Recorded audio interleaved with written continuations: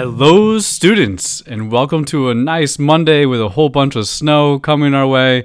And it is the second week of online school where we're going to learn about neat new things and look at stuff on the internet. So let's get started. So today it was time to go start our climate notes. That's Unit 9. That's our second to last unit together. After that, I have a little gizmo for you guys to go work on called heat absorption. And then there's a small 4-question Google form for you to fill out afterwards. And then we'll keep going. So picture of the day. Lake Erie, water and ice on homes. I saw some of these photos when I was going through the weather site, actually taking a look at the storms that were coming through the area. And this happened over in Lake Erie just like a little bit ago. And it was kind of a big deal because those houses are encased with about like 3 feet thick of ice. That's a lot of ice. What happened? There was a storm that came right through Lake Erie, and then the wind was blowing against the water. Usually by now, Lake Erie is not 100% covered with ice, but really covered with ice. That prevents a lot of the spray coming up from the water that goes up into the air from occurring this time, since there wasn't really any ice. The water was getting pulled up by the wind. It was spraying onto land, and then it was hitting these houses, which the temperature then was below freezing, and then the water then immediately turned into ice. If you look at the neighbor's house, and on the bottom left picture, you can kind of see them like right over here. My mouse is kind of moving. Those houses are fine. Like there's practically no ice on them at all. And the reason why is that these couple houses right here did not have any kind of beach guards, like stones built up, or some kind of like barrier in front of their houses, so the water could go directly right onto the house. The people who were inside at the time, and they actually did survive, and nobody really got hurt. They talked about like how you couldn't see out the windows. It was totally darkness, and it's just a sight to see. I mean, it's just completely encased. It looks almost not even real. Personally, when I kind of looked at it. So this is the pictures that you're looking at are from the Lake Erie is behind you, and you're looking towards the houses in this entire regard. So is this common? No, not really that common. Usually it freezes over, and it probably will freeze over. It's just a fluke, I guess you could say, and then maybe just a really unlucky fluke for these homeowners, because if you have a whole bunch of ice on your house, that's probably going to be some bad stuff. A thing up here that we get is a thing called an ice dam. It's where there's some ice that forms on your roof. Other parts of your roof have snow on them that melts. The ice kind of holds the water against the roof and kind of lets it back up, further up along the roof, like higher in elevation, and it can work its way under the shingles and back into your house. This would be an ice dam to end all ice dams. So it would be intense. So that's going to be a really big issue for them for sure. But besides that, it's just super neat to look at. So, I mean, how could you not like that? Hopefully there's some ice fans out there. Would it be good to walk on? Probably not. But it would be great to try. Besides that, let's keep going. So we're going to go out to the notes now. This is the climate unit 9. So go ahead and you can watch mine, or you can pull out your own. And we got to start off at least with some type of fantastic picture for every unit. This is a photo, since we're doing climate, I figured I would find some kind of photo maybe about seasons, or something like, where a person takes like a picture of like a tree through all 4 seasons, and they kind of stitch it together so you can kind of see how it changes. That was my original goal. And then I saw this and I thought these were pretty, not maybe the best artwork of all time, but pretty decent stuff. And then I was reading about it, and then these paintings are titled The Seasons. Because you have spring, then summer, then fall, then winter from left to right. And that these pictures were made by a computer completely. These are all fractal patterns. And then once you kind of know that, you can kind of see it, especially like right here towards the top, like in the fall one, where you can kind of see like those triangles like inside of like other triangles as it continues to work its way down. So this is all done with math and an AI. So I loved it. I was like, robots are going to take over, because now they can make art too that person thought was pretty decent, probably better than anything I could really produce. And since we're talking about climate, we'll talk about the seasons a whole bunch. We'll bring up some stuff from Unit 1, Unit 2, so it's some information about astronomy, and that will be a good kind of review for us as we kind of go around through. But wow, robot art. Didn't know it existed. Happy that it does. This is a little bit of a review slide, but it's a good thing to go over as well. The biggest influence on our climate for the entire planet is the sun. The sun is where all our energy comes from. That form of energy that comes to Earth is the electromagnetic spectrum that we receive. It's good because we get a whole bunch of visible light. We get a whole bunch of infrared from it, which is our heat energy. We luckily do not really get any gamma rays or X-rays or ultraviolet as much. That's on the left part of the spectrum. That's more deadlier to us. We do get some microwaves, radio waves, but they're pretty weak. They don't hurt us in any possible way. And the ultraviolet that we do get, a lot of it is stopped by the ozone layer, which is in the stratosphere. For my weather fans from previous unit. And without that, we would be in a jam for sure. So a nickname for this, and I kind of brought it up throughout the year. I figured I may as well throw it on the side. Is called insolation. Insulation with a U instead of the O for insolation. That's the kind of stuff that you put in your walls of your house, like the Pink Panther kind of foamy stuff, made of like little bits of, in theory, like in actuality, fiberglass. If you touched it, you'd be like, wow, my hand kind of has like all these like red spots eventually on it. It's because it would agitate your skin and it becomes a problem with that. Anyway, so the word comes from insolation, is incoming solar radiation. And that's how they get termed for it. So it's just really just a fancy way of saying sunlight.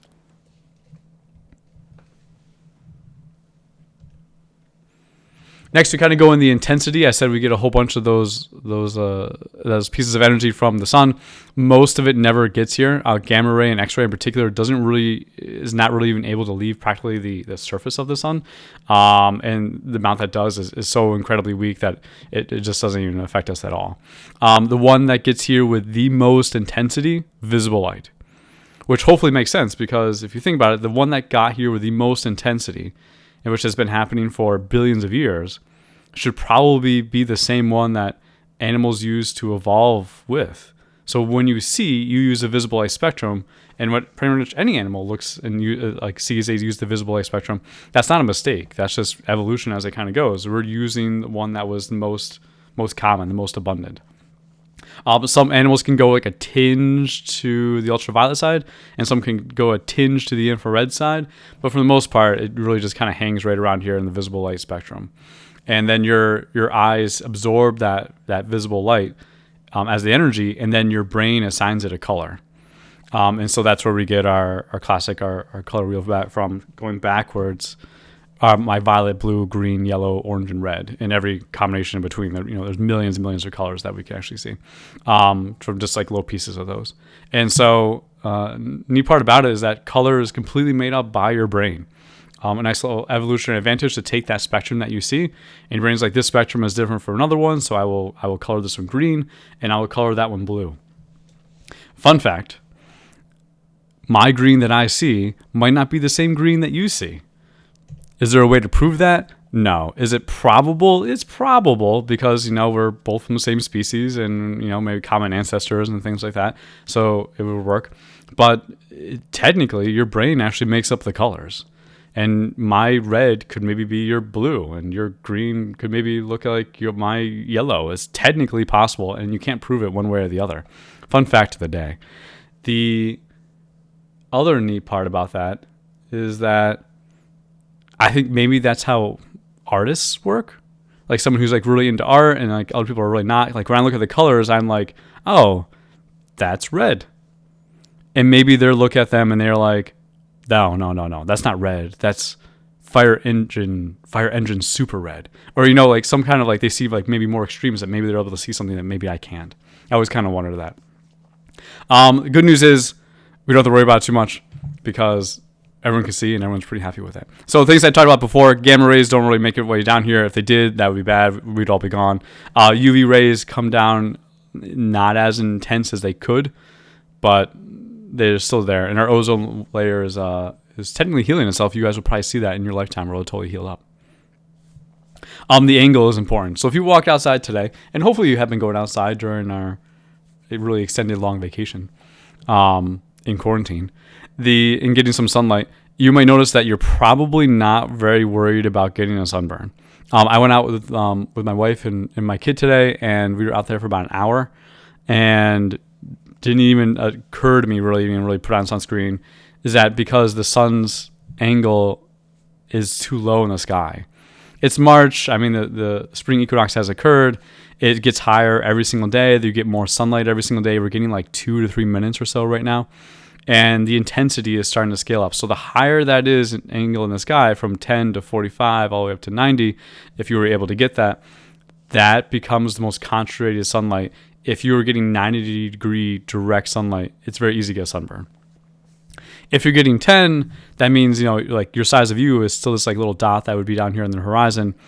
That means you're getting less energy per square foot from the sun. So that's why we don't really worry about those kind of things. But that also means that the higher angle of the sun, the more intense the sunlight, which means the more heat that you're going to get. So during our summertime, our sun is very, very high in the sky. It doesn't really quite get to 90. That's just too bad for us. You got to go down between the two tropics, the Tropic of Cancer and Tropic of Capricorn, to get one of those days. We're just a little bit too high northern latitude to actually get one. This picture is trying to show sunlight coming in from the right side. These red boundaries on Earth, or these red lines, are trying to show the equal area that sunlight is actually hitting. So down by the equator, that amount of sunlight is hitting a relatively small amount of Earth comparatively to the whole size. If you start going up all the way to like the North Pole, is hitting, in theory, like a lot of it. So it's way more spread out, way less energy. And that's why it's so cold up there. And that's another reason why it's so warm down here. They're getting a lot of condensed sunlight, and the northern and southern pole are not. This picture at this date is supposed to be the equinox. So they're getting 12 hours of sunlight and 12 hours of darkness. If you went to the solstice, where ours, North Pole, is going to get 24 hours of daylight, you could go up there in 24 hours of daylight, and you'll say to yourself, it's still pretty cold. Because the amount of sunlight you're actually getting, even though it's longer duration, it's less in concentration. So that's really the big issue over those things. Why this changes at all, I should bring up, is because our Earth is tilted. It's tilted 23.5 degrees. Sometimes it's tilted towards the sun, and sometimes as we revolve around it, it tilts away. Right now, we're coming back into that orbit where we're starting to tilt more and more towards it every single day, and we'll do so until June. And that's what this diagram is. So this is what I made for you.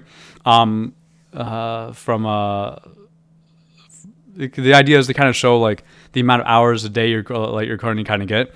I couldn't really get exactly like 43 degrees or 42.9, whatever we are. And so I figured this was pretty close. But this kind of goes and shows like what it is. So this kind of goes through the entirety of the year, and we can kind of really begin right here. The vernal equinox is another name for the fall equinox. That's pretty much in September, like mid-September. That's when we start school. And when we start school, we're getting about 12 hours of daylight, which is the bottom part. And then you're getting, I made a mistake, actually. The autumnal equinox is when we start school, so I'm actually right over here. That's when you're getting 12 hours of daylight, and you're getting 12 hours of darkness. Vernal equinox is what we just went through, so I guess I can start right here. So pretty much where we are today is March, like 25th. And we're probably on this diagram right about here. The equinox has already happened. We're getting a little bit longer in daylight every day, as I said a little bit before, about 2 to 3 minutes or so. And that's going to continue. So hopefully I see you guys in April. And then as we see each other in April, eventually get to the point where we're getting about 13 hours a day in daylight. And then time goes on. Then you have your April vacation, which I think will still happen. Not guaranteeing that one. And then time continues on, and then we hit May, and then we'll be into Unit 10 by in May, and then time goes on. Now we're getting like 14 hours of daylight, and it creeps up every single day, and it continues on until we eventually hit June 1st, and then this is right about the middle-ish of June, about the 21st, the 20th. I believe your Regents is on June 19th or so this year. That is when you have your Earth Science Regents exam, if it still happens that day. And then that's pretty much like your end of your school, right? So pretty much like the last day of your school, you get the most amount of sunlight that we're going to get, which for us pushes about like 16 hours or so.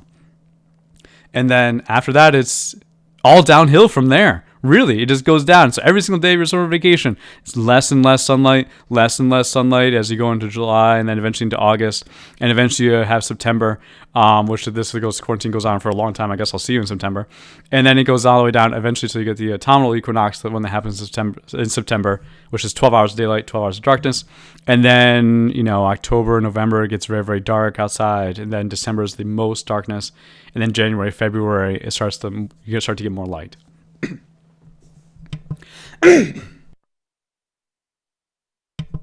So, sorry, I have to go cough. A question that I usually would get when we talk about this is that when you talk about the coldest and warmest days of our year, and you think about the warmest month, it's probably not June. For us, our warmest month, like when you think of the really hot ones, it's like July, August, like end of July, beginning of August or so. And then when we think of our coldest months, like I think not really December, I think January, February are our coldest. And so it doesn't quite line up. You would think that the coldest month would be the one with the least amount of sunlight, which makes sense. But then you also have to remember, if you're at home right now, maybe you get to start to cook, maybe a little bit more often because we can't go out as much.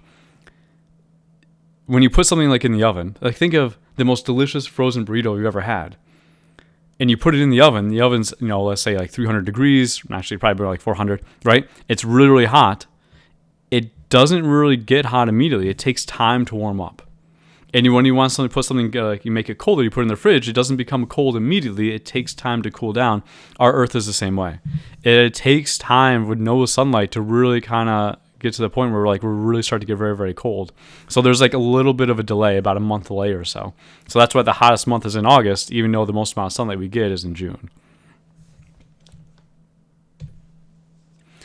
Duration and angle is pretty much where this is coming from. Duration is important because you want more sunlight, which probably means more heat. And angle is important because the higher the angle, the more concentration, which means more heat. So why is summer hot? It's because in summer, you get the most amount of sunlight, hours per day, and it is at its highest angle. Why is winter so cold? That's my bottom line is here, the purple one. Is because over the course of the time is that the winter, the sun's not going up as high of an angle. So then that means then you're not getting as the concentration and the sun's not out for as long. So it's really like a double hit. Why our seasons actually work the way that they are. If we were not tilted, there wouldn't be these many amount of lines. There would just be one line. And then our weather would become incredibly predictable. Seasons would not occur. So, and it really only happens at the mid-latitudes, like where we live. If you go down by the equator, it's going to be kind of hot all the time. So they're like kind of a forever summer. And if you go by the poles, the amount of sunlight, it doesn't really compare with the lack of concentration. So that's why it's always going to be so cold. So right where we are right here is the reason why we get nice seasons. That's why the leaves change during the fall. There are people, and this is not a joke, who actually book hotels and tour buses, and they actually get on them in charter buses, and they go on tours of the Adirondacks to look at leaves. The leaves change in the fall. It's because for them that doesn't happen. Is that where they're from, the leaves don't change like that. And so for us, it's like very, very normal. We're like, oh, the leaves always change in the fall. And like you look out in your backyard and you're like red trees, orange trees, yellow trees, and it's no big deal. But for them, they're like, you guys live in like a Willy Wonka land. Like how do you not, like, why are you not so impressed about that? It's kind of surprising, but people actually really do like to watch those. And this is where we're coming down to our last slide, the absorption slide. What is going on in this one? I tried to find you the most extremes that you could get. When you want light to be reflected, that means light comes in of an object, kind of like my to a degree like my mouse cursor, coming in, kind of hitting like some kind of reflection, and it bounces right off. It never actually goes inside of it. It's your mirror reflection. So when your light is coming off of your body, goes into that surface where your mirror is, and bounces immediately right off. Never actually going into the object itself. Light reflects the best with light colors and smooth surfaces. So if a surface is really, really kind of flat, the color is very, very light, like a nice white color. For example, ice, snow, clouds. Light does not really get absorbed by those particles that make that up. It just bounces usually right off. Not as 100%, but like definitely a higher percent. The opposite of that is what's going to absorb more. It's going to be dark colors and going to be rough surfaces. I think people are pretty good with colors because if you think about it, something that's black is only black because it absorbs all the light and you have no light going to your eye. Something that is white is because all light is pretty much being reflected by it, and then you see that and all those light colors blend together, and that's what white is. Smooth surfaces and rough surfaces are a little bit harder. Some people have a little bit harder time with that one. It's all about surface area. If you have a smooth surface, like a flat line, and light eventually goes and hits it, it bounces right off. If it's a rough surface, so kind of imagine like trees that are kind of like over the place, that light comes in theory, some would bounce off, but then it gets reabsorbed by that tree. Or it bounces off and it gets reabsorbed by that rough kind of land because there's so much more surface area during this, because everything is bumpy. There's cracks, there's divots, there's canyons, there's hills, there's valleys. It's not flat at all for light to kind of come in like a mirror and bounce right off. It's all roughed up, so eventually when light comes in, chances are it might hit something else again and then get reabsorbed. A nice little program for you guys to go take a look at and use that. So we're done with the notes. Is over the Gizmos. I've added this to your class so you guys can look at it anytime you like. There are a variety. This is called heat absorption in the Unit 9 climate one. What you do, you take a little object, you put it right here on the platform. You can move the light around any kind of direction you want. It gives you a good idea of like how it reflects. So like light is coming into this piece of metal. Some of it is getting absorbed. Some of it is getting reflected. If it gets reflected, it bounces right off immediately. If it gets absorbed, temperature will go up, as my temperature is doing right here. If you replace this with something else, hit the reset button. Like let's do like a brick. You can change the angle, so more of a higher angle should get a little bit hotter. So the temperature should go way up, which it currently did. And then the last kind of big word is that when something absorbs heat, as we talked about before, it must radiate it away. If it absorbs quick, it must radiate quick. If it absorbs slow, then it must radiate slow. And this works kind of with anything. So when we talk about like for these ones, light and white colored objects do not get hot very quickly because most gets reflected. But some light is absorbed at the end of the day. And for them to lose that, it takes longer. Where dark colors, it's the opposite. So if you think about like when we talk about like land gets really hot very fast and very cold very fast, that's one of the reasons why. It's darker color, more rough surfaces, more surface area. So light comes in, it gets absorbed, temperature goes way up. At nighttime, when they can start to radiate out more of that heat energy, it radiates it out very quickly, and then the temperature goes way down. And so, and you probably have experienced a lot of these. Like think about when you wear like a light color t-shirt or a dark color t-shirt. If you're wearing a light color t-shirt at like Great Escape, then that's going to keep you cooler. If you wear a dark color, it's going to absorb more heat than light color one, so your temperature actually should go on up. And how easy is it to see? I thought I'd go outside and real quick, and I took a picture, which I did right there. And this is just a quick picture from my porch, looking out over some of my yard and some of my neighbor's yard. And I just want you to pick out the two cars in the picture real quick. There are two of them. I'm kind of wondering, did you see the white car first? You know, white reflects a little bit more. Anything that's a darker color, it's a lack of light coming to your eye, so it's kind of more blended into the background. And you can kind of start to see these. If you really take a look at that building I have in the back over there, which is not mine, but I believe the town's, right? The white is very, very easy to see and kind of stands out real quick, but like these darker kind of parts inside, you can't really see it because there's no light coming to your eye from that, so it just blends in a lot more. And in theory is absorbing more heat. Same thing as this house like over here in the woods. The gray roof is probably a lot harder to see the boundaries on than it is actually the white siding. And sometimes I think of other things where you see like white colors and dark colors and how that affects light. I think of ninjas, right? So like a ninja is has total, like it's dressed in total black and it hides them very, very well at nighttime. But the question is, would it really hide them very well during the daytime? And that answer is yes. That if they wear black, someone wears black is actually a lot harder to spot than somebody who wears white, even from a long distance. So in this photo, my wife is actually standing right there in the middle of the photo. She's right here by the tree. And a little bit harder to see because she's wearing dark colors. If I did another photo and she's wearing totally white, you'd probably be able to pick her out immediately. So it's odd that it works. I mean, it kind of makes sense. I think, dark colors nighttime really hard to see. But dark colors during the daytime actually also make it a little bit harder to see. So think of like animals, and what color fur they would have evolved is that most animals, if you think of like most mammals as they're out in the forest, do not really evolve to be white in color, because they would be very, very easy for them to spot. They're like usually a darker color, or they kind of blend in, have evolved colors that blend in more with the forest, which makes them a little bit easier to survive. If they were, and some animals that are born with like albino, right? So they've lost like all the pigment. They're always kind of a big deal when we see them, but they don't usually survive very long in the wild because they're very, very easy to spot. Especially when you put something that is like a white animal on a dark colored background, it becomes very, very easy for them to spot. So I thought you might enjoy that. And then, so take a look at this gizmo. And there's a couple questions on the bottom for you to go ahead and answer. I have a Google form I've attached to your lesson today. There's just 4 questions. I tried to relate it back to something a little bit different. So I tried to relate it back to like cooking this time. And so feel free to answer those ones and submit it. And that's about all I have for you today. So hopefully you're doing well and enjoying your time. Some things that I'm going to change in the future, or maybe not change so much, I guess it depends on how you want to look at it. Reading through, we're getting like a whole bunch of teacher emails about classes and workloads and things like that. So I'm going to try to keep the workload about what I said before, about even, but maybe I'm going to try to lighten it a little bit. So we'll still do picture of the day in the notes.